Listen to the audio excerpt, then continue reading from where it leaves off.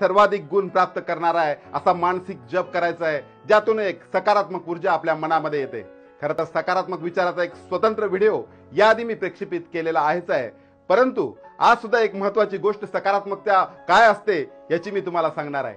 Napoleon Bonaparte आपल्या सर्वांना ज्ञात आहे की जगाला त्यांनी सांगितलं की nothing is impossible in this world.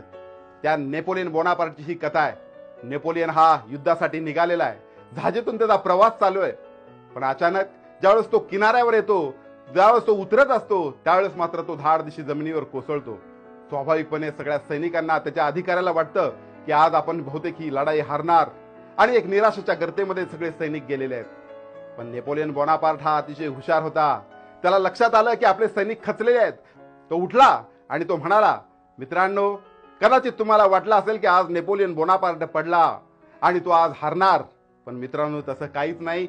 उलट या भूमीमध्ये ज्यावेळेस मी पाऊल ठेवलं, त्या भूमीने मला खरं तर आलिंगन दिलेलं आहे आणि ती भूमी मला सांगत होती की नेपोलियन, हा विजय हा तुझाच होणार आहे आणि ही भूमी सुद्धा म्हणजे मी सुद्धा तुझीच होणार आहे।